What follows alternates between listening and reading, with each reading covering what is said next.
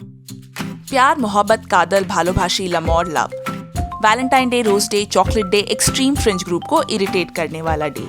Romeo और Juliet, Laila Majnu, Rahul और अंजलि और कुछ लोगों के लिए फ्रेंड जोन वाला प्यार।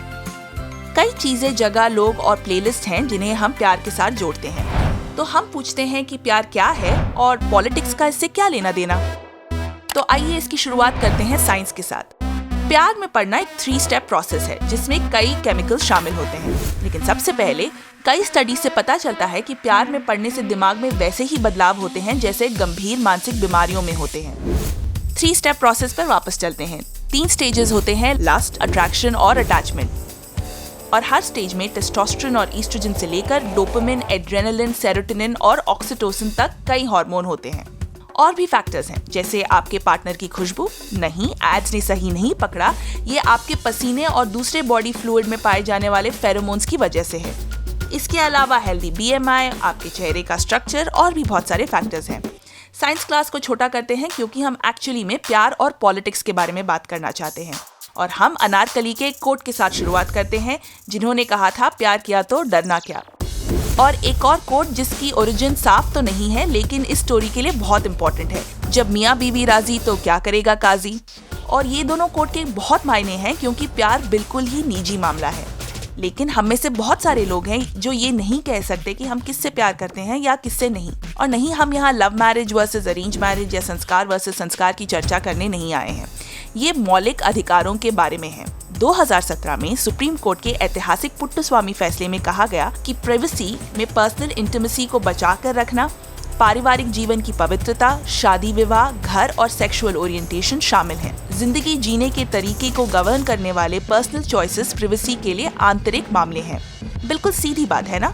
हम सभी जानते हैं कि ऐसा नहीं है। 5 बीजेपी शासित राज्य हाल ही में तथाकथित लव जिहाद को रोकने के लिए अध्यादेश यानी ऑर्डिनेंस लेकर आए। एंटी कन्वर्जन लॉ कोई नई बात नहीं है। 1967 में ओडिशा ने फ्रीडम ऑफ रिलीजन लॉ लागू किया और 1968 में MP ने मध्य प्रदेश धर्म स्वतंत्रता अधिनियम बनाया। इन कानूनों को सुप्रीम कोर्ट ने संवैधानिक तौर पर बरकरार रखा था, लेकिन ये निजता के अधिकार यानी राइट टू प्राइवेसी को सुनिश्चित करने से पहले की बात है। यूपी और MP जैसे राज्यों के एंटी कन्वर्जन ऑर्डिनेंस, जिनको बीजेपी नेताओं ने लव जिहाद से निपटने के उपाय बताए हैं, भले ही कानून में इस फ्रेज का इस्तेमाल ना किया गया हो, जबरन धर्म परिवर्तन को रोकने के आधार पर इसे उचित बताया जा रहा है। अगर आपको ये सही लग रहा हो तो हम आपको बताते हैं कि ये ठीक क्यों नहीं है। उदाहरण के लिए यूपी के ऑर्डिनेंस को ही ले लें। सबसे पहले इस ऑर्डिनेंस के धारा 3 में शादी के लिए धर्म परिवर्तन को जेल के साथ दंडनीय अपराध बनाया है। ये संविधान 3 मौलिक अधिकारों के बिल्कुल खिलाफ है। आर्टिकल 21 जो व्यक्तिगत स्वतंत्रता के अधिकार की गारंटी देता है, आर्टिकल 14 जो स्टेट पावर के मनमाने एक्सरसाइज पर रोक लगाता है, और आर्टिकल 25 जो हमें किसी भी धर्म को मानने के मौलिक अधिकार का आश्वासन देता है, जिसमें धर्मांतरण का अधिकार भी शामिल है। ऑर्डिनेंस की धारा 4 में कहा गया है कि कोई भी पीड़ित व्यक्ति जो पहले से ही बहुत साफ नहीं है या खून से जुड़े किसी व्यक्ति द्वारा मामला दायर किया जा सकता है। हो सकता है कि धरातल पर ठीक लगे, पर इसका मतलब आपके परिवार में कोई भी, चाचा से नानी से लेकर उसके दूर के चचेरे भाई तक, जो आपकी शादी के खिलाफ हैं, इस ऑर्डिनेंस के तहत मामला दर्ज कर सकते हैं। ऑर्डिनेंस की धारा 6 में अदालत को ये अधिकार दिया गया है कि वो शादी को रद्द कर सकती है। दोनों पक्षों में किसी का भी धर्म परिवर्तन हुआ हो तो, भले ही शादी में किसी भी पक्ष ने शिकायत ना की हो, जो विवाह कानून के सभी सामान्य सिद्धांतों के खिलाफ है। सेक्शन की भाषा पूरी तरह से महिला एजेंसी को इग्नोर करती है। शादी से पहले या बाद में पुरुष या महिला को परिवर्तित करने वाले पुरुष की बात करता है। ये तो सरासर सेक्सिस्ट है माय लॉर्ड।